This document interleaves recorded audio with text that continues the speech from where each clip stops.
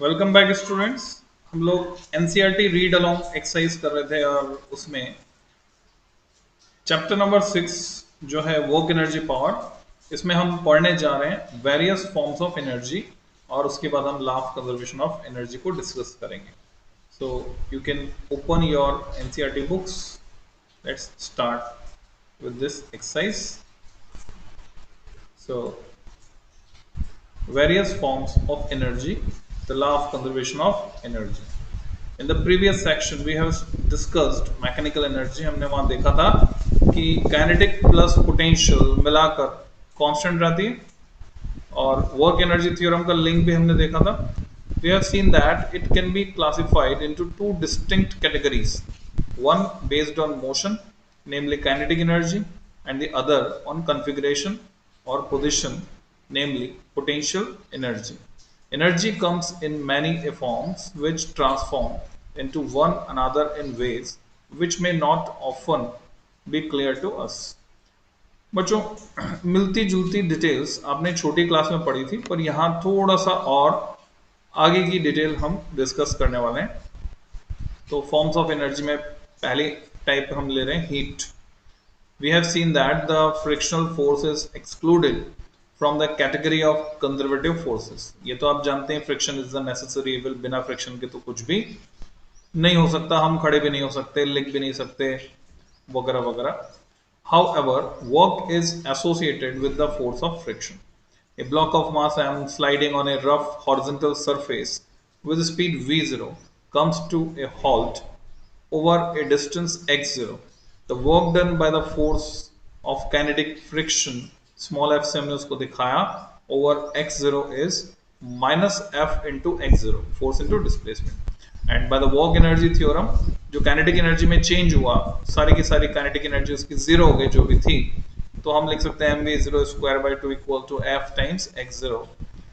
If we confine our scope to mechanics, we would say that the kinetic energy of the block is lost due to the frictional force. On examination of the block and the table, ध्यान से अगर उसको देखें, we would detect a slight increase in their temperatures. दोनों का ही temperature बढ़ चुका है, ये फील कर सकते हैं आप. सेम है जैसे ये आप हाथ को रब कर रहे हैं, नाउ यू कैन फील ये गर्म हो जाते हैं, टेम्परेचर बढ़ जाता है. आप जो है ये एक्सरसाइज है, इसे करके देखें तो एनर्जी फील होगी आपको. या ऐसे फिस्ट को या ऐसे रब करें. ये एक्सरसाइज जो है यूजफुल है बच्चों, इम्यून सिस्टम को स्ट्रॉन्ग करने के पॉइंट ऑफ व्यू से और फिजिक्स के पॉइंट ऑफ व्यू से. You can feel the energy, so try it. The work done by friction is not lost but is transferred as heat energy. This raises the internal energy of the block and the table. In winter, in order to feel warm, we generate heat by vigorously rubbing our palms together. ऐसे we shall see later that the internal energy is associated with the ceaseless, often random motion of molecules. इसको हम KTG में पढ़ेंगे बच्चों. A quantitative idea of the transfer of heat energy is obtained by noting that 1 kg of water releases about 42000 यानी 42,000 joule of energy when it cools by 10 degrees centigrade. तो heat energy का जो concept है वो हम detail में पढ़ने वाले हैं. तो हीट एनर्जी किस तरह से एग्जिस्टेंस में आई, हमने देखा मैकेनिकल एनर्जी से किस तरह से लिंक हुई. Now second type is chemical energy. One of the greatest technical achievements of human kind occurred when we discovered how to ignite and control fire. तो आग का आविष्कार अपने आप में ट्रायम्फ कह सकते हैं. We learned to rub two flint stones together. Mechanical energy got them to heat up and to ignite a heap of dry leaves. Chemical energy में convert हुई. Which chemical energy किसमें stored है? Dry leaf. Which then, जैसे कोल में है, petroleum में है, which then provided sustained warmth. A matchstick ignites into a bright flame when stuck against a specially prepared chemical surface. ये भी केमिकल एनर्जी का कन्वर्जन है हीट में। The lighted match stick when applied to a fire cracker, तो fire cracker यानी पटाखे में भी किस फॉर्म में एनर्जी भरी हुई है, तो केमिकल एनर्जी की फॉर्म में, results in A spectacular display of sound and light. तो आप समझ सकते हैं chemical energy arises from the fact that the molecules participating in the chemical reaction have different binding energies। आपने एक्सोथर्मिक एंडोथर्मिक ये terminology ये सीखी है, पढ़ी है आपने, उसी से रिलेटेड है। जो मॉलिक्यूल्स पार्टिसिपेट कर रहे हैं केमिकल रिएक्शन में, उनकी बाइंडिंग एनर्जीज अलग अलग है। बाइंडिंग एनर्जी को हम फिजिक्स 12th में पढ़ेंगे डिटेल में। A stable chemical compound has less energy than the separated parts. जो रिएक्टेंट्स हैं और जो प्रोडक्ट बन रहा है उनकी एनर्जी के बारे में कमेंट किया है। तो एनर्जी कम करने की दिशा में काम होता है। हम भी बच्चों खड़े रहने की बजाय बैठना पसंद करते हैं, बैठने की बजाय लेटना पसंद करते हैं, यानी हर सिस्टम अपनी एनर्जी कम करना चाहता है। तो वही बात यहाँ पे की है, स्टेबल केमिकल कंपाउंड जो भी होगा उसकी एनर्जी कम होगी रिएक्टेंट्स के कंपैरिजन में। A chemical reaction is basically A rearrangement of atoms. If the total energy of the reactants is more than the products of the reaction, heat is released and the reaction is said to be an exothermic reaction। Chemistry में बहुत detail में आपको ये पढ़ाया जाता है बच्चों। If the reverse is true, heat is absorbed and the reaction is endothermic। ऐसे रिएक्शंस को करवाने के लिए आपको बाहर से एनर्जी देनी पड़ती है। Coal consists of carbon and a kilogram of it when burned releases 3 into 10⁷ joule of energy। तो एक रफ आइडिया आप यहाँ से लगा सकते हैं कि कोयले के अंदर केमिकल एनर्जी की फॉर्म में एनर्जी इनबिल्ट है, और जब 1 किलोग्राम कोयला हम जलाते हैं तो 3 into 10⁷ जूल ऑफ एनर्जी निकलती है। ये एक एस्टिमेट इसके बेसिस पे कंपेयर करें कि 10 डिग्री सेंटीग्रेड से जब 1 किलो पानी ठंडा होता है तो 42,000 जूल एनर्जी रिलीज करता है। तो ये तो हुआ 4.2 into 10⁴, जबकि यहाँ पर 10⁷ जा रहा है बच्चों, यानी ये 4 और 7 उसकी भी 1000 गुना एनर्जी 1 किलो कोयले में। Chemical energy is associated with the forces that give rise to the stability of substances. These forces bind atoms into molecules, molecules into polymeric chains, etc. The chemical energy arising from a combustion of coal, cooking gas, wood and petroleum is indispensable to our daily existence। So इसके बिना हमारा काम नहीं चल सकता। तीसरी form electrical energy, जो most suitable form कही जा सकती है बच्चों, क्योंकि हम इलेक्ट्रिकल एनर्जी से कन्वीनियंटली दूसरे फॉर्मेट में बदल सकते हैं। और आज के टाइम में सिचुएशन ये है कि इलेक्ट्रिकल एनर्जी ना हो तो लाइफ के बारे में हम सोच भी नहीं सकते। बिना बिजली के देखिए कितनी परेशानी हो जाती है हमको। The flow of electric current causes bulbs to glow, fans to rotate and bells to ring. There are laws governing the attraction and repulsion of charges and currents which we shall learn later, जो 12th class में आपके आ जाएगा। Energies associated with an electric current, an urban Indian household consumes about 200 joule of energy per second on an average। ये एक rough estimate है कि हम में से प्रत्येक व्यक्ति कंज्यूम कर रहा है 200 जूल एनर्जी प्रति सेकंड, या व्यक्ति नहीं, इंडियन हाउस होल्ड हमारे घर में। ये किस बेसिस पे निकाला डेटा, आप अपने बिजली का बिल देख सकते हैं, वो किलोवाट आवर में आता है, तो वहां से आप डेटा ले सकते हैं उसको कन्वर्ट करके। Article 6.10.4 the equivalence of mass and energy till the, यानी मास अलग से कंजर्व नहीं है, एनर्जी अलग से कंजर्व नहीं है, पर मास प्लस एनर्जी मिलाकर कंजर्व है, तो उनमें कुछ ना कुछ रिलेशन होना चाहिए। तो वो रिलेशन किसने बताया और वो क्या था? Till the end of 19th century physicists believe that in every physical and chemical process the mass of an isolated system is conserved। ऐसा माना जाता था। Matter might change its face, कि वो सॉलिड से लिक्विड में आ गया, गैस में चले गया। वैसे तो हमने 3 फेजेस पढ़ी, उसके बाद प्लाज्मा उसमें जुड़ गई, और बच्चों अब 5वीं फेज और है, बोस कंडेंसेट, है ना, Bose Einstein condensate.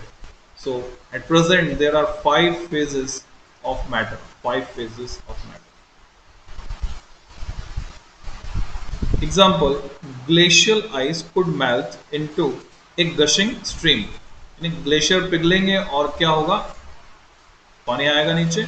But matter is neither created not destroyed. Albert Einstein however showed that mass and energy are equivalent and are related by the relation equal to mc square, where c, the speed of light in vacuum, is approximately 3 into 10 power 8 meter per second. Thus a staggering amount of energy is associated with a meter kilogram of matter. तो equal to M C square में अगर M की जगह हम 1 रख दें और सी की वैल्यू डालकर कैलकुलेशन करें, तो आप देख रहे हैं कि 1 किलोग्राम मैटर अगर लिया आपने तो 9 into 10 joule of energy release होगी बच्चों, जो ट्रेमेंडियस अमाउंट है, बहुत ज्यादा। This is equivalent to annual electrical output of a large 3000 megawatt power generating station. यानी अगर 3000 मेगावाट पावर जनरेट करने वाला पावर स्टेशन बिजली पैदा कर रहा है, तो साल भर में जो वो इलेक्ट्रिकल आउटपुट दे रहा है एनर्जी का, ये उसके बराबर है, जो खाली 1 किलोग्राम मास कन्वर्ट करके हम ऑब्टेन कर सकते हैं। इसी सोच के चलते फिर आपको पता है न्यूक्लियर एनर्जी का एग्जिस्टेंस प्रूव हुआ, या वो एग्जिस्टेंस में आए, फिर साइंटिस्ट ने न्यूक्लियर एनर्जी को एक्सप्लोर किया, या बोले उसका दोहन या उसको हार्नेस करने की कोशिश की। सो नेक्स्ट फॉर्म है nuclear energy, the most destructive weapons made by man.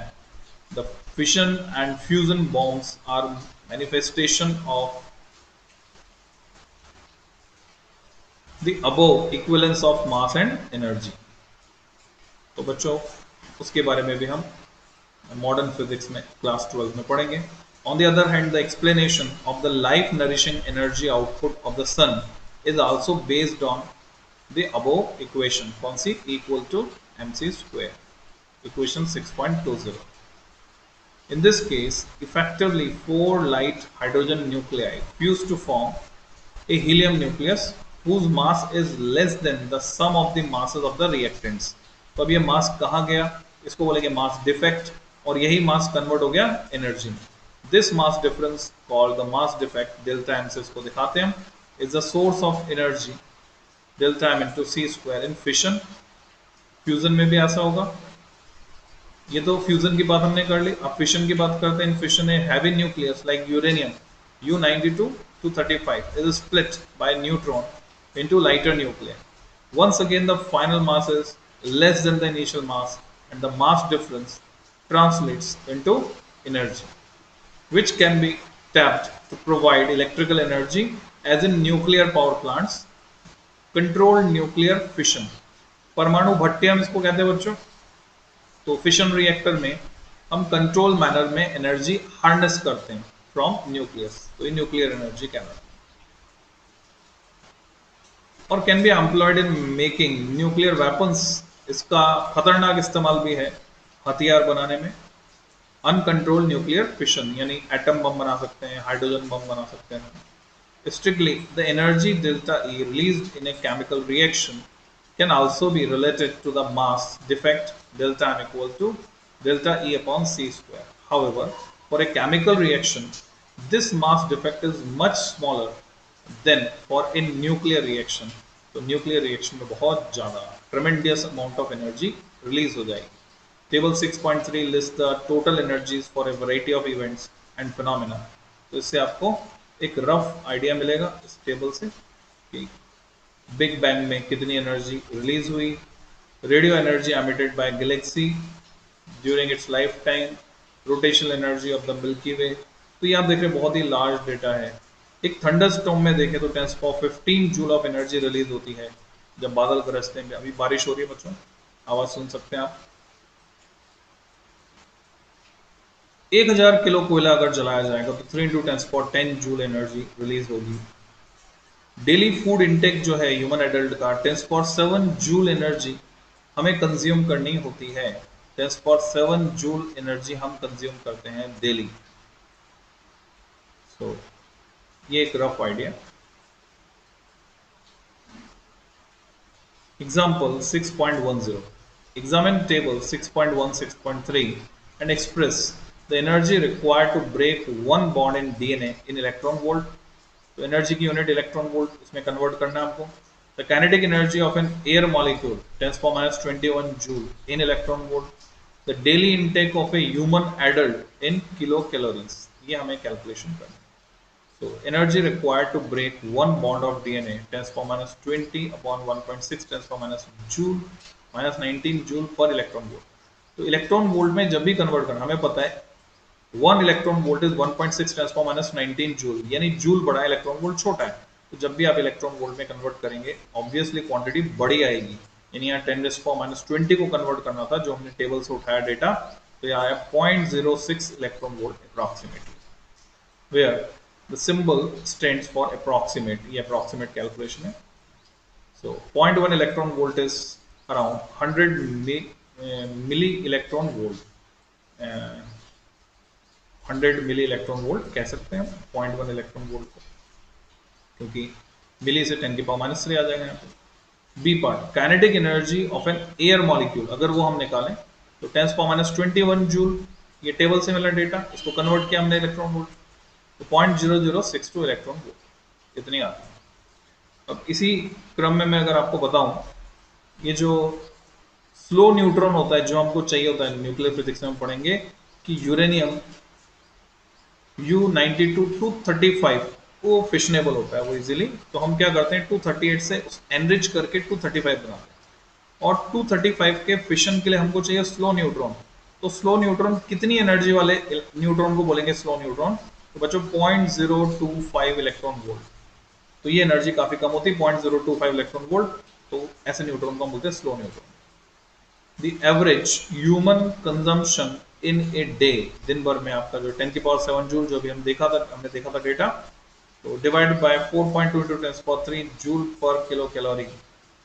तो हमने इसको किलो कैलोरी में बदला है, ठीक है, जूल से किलो कैलोरी में, तो यूनिट डिवीजन का फैक्टर चेंज हो गया, क्योंकि एक कैलोरी होता है 4.2 जूल अप्रॉक्सीमेटली, 4.18 जूल भी लेते हैं, तो 2400 किलो कैलोरी। मैं यहाँ कहना चाहूंगा बच्चों, एक डिटेल की तरफ आपका ध्यान आकर्षित करना चाहता हूँ कि आप क्या करें, जो भी नमकीन या कोई भी जो पैकेट में बंद चिप्स वगैरह कुछ आप खा रहे हैं, तो उस पर कुछ डेटा न्यूट्रिशन फैक्ट लिखा रहता है, calorie, kilo calorie. Just do some calculations and find out कि वो कैलोरी और ये कैलोरी क्या सेम है, आर दे सेम और डिफरेंट, फाइंड आउट।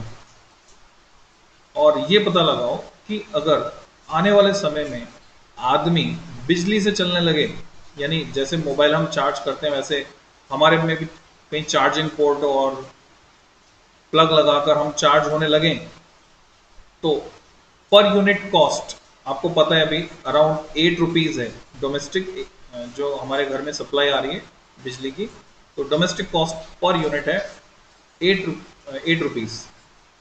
तो एक यूनिट यानी 1 किलोवाट आवर यानी 3.6 × 10⁻6 जूल ऑफ एनर्जी, वो बिजली से लेना सस्ता पड़ेगा हमको, प्लग लगा के चार्ज करना अपनी बॉडी को, या खाने की चीजें खाकर यानी नमकीन का पैकेट, चिप्स का पैकेट, तो सस्ता किस में पड़ेगा? Just find out. आप एक इंटरेस्टिंग एक्सरसाइज आपको लगेगी, इस एक्सरसाइज को करेंगे। We point out a common misconception created by newspaper and magazines. They mention food values in calories and urge us to restrict diet intake to below 2400 calories. What they should be saying in kilocalories and not calories. A person consuming 2400 calories a day will soon starve to death. So 1 food calorie is 1 kilo calorie.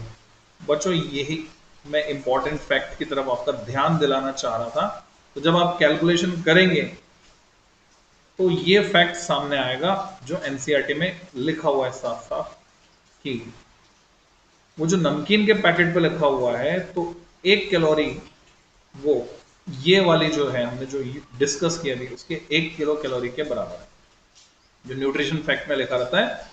और यहां जो लिखा रहता है these are slightly different. तो बच्चों इस video में इतना ही, तो मिलते हैं जल्दी हम।